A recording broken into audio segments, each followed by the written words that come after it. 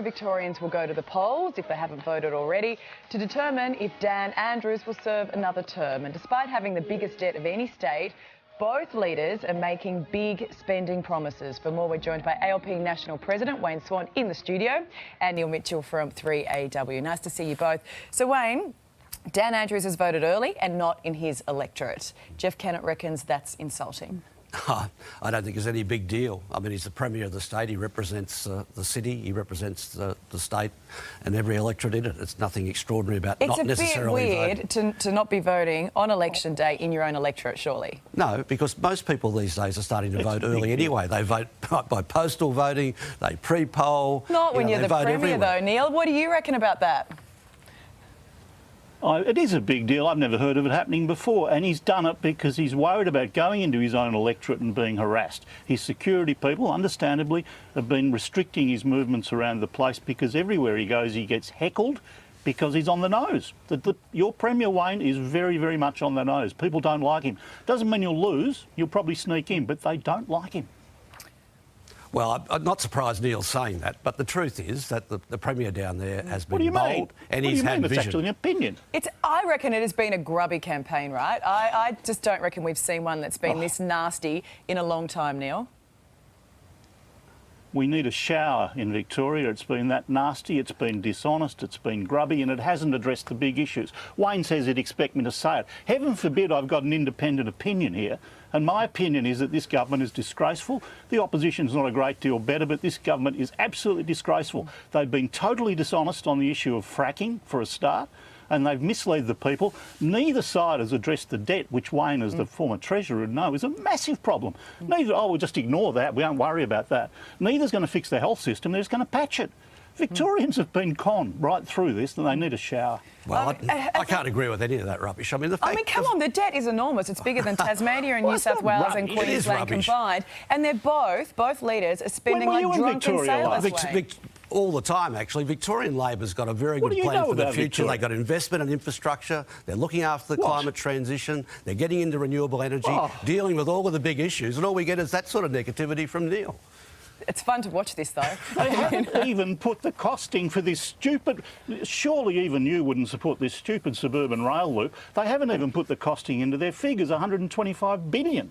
That's how honest it is. When were you last in Victoria, Wayne? How do you know how Victorians feel about I've been there every week. Every week of the last week. Before we move on, Neil, they've got a leader who's dealing with the future, and they've got an opposition that hasn't got a clue. Did you... Just tell me, how do you reckon it's going to go? I'm surprised you say that. Oi, Neil, how do you reckon it's going to go? Oi. Neil? Me? I think it'll be the government. Yeah, I think the government will be narrowly returned. I think it'll be a minority government. Daniel, of course, we trust Daniel. He says he won't do a deal with the Greens. Well, he will. He'll do a deal with Satan if it means holding power. And both sides will. But he's not biased at all. And you're not either. No, of course not. How about you? Because, I mean, there are going to be a couple of seats in outer Melbourne that Dan Andrews is going to have to be really careful about. Absolutely. Look, I think it's going to be desperately close. There's no doubt about that. And I hope they get a majority. I agree.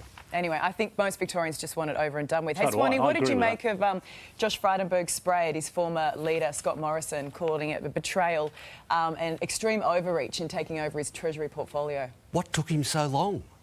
I mean, really. I mean, he was cut out of the whole deal. He was supposed to be his best mate. I mean, it's a pretty sick affair. So we'll see this report that's coming down from Justice Bell. I mean, this is extraordinary by any standard for any time in any country, anywhere in the world. I mean, it's amazing. Hey, Neil, do you reckon that Josh Frydenberg's going to come back next election? Yeah, of course. This is the beginning of his comeback. This is him distancing himself from that madness that ScoMo went on with. I don't think people care about it much.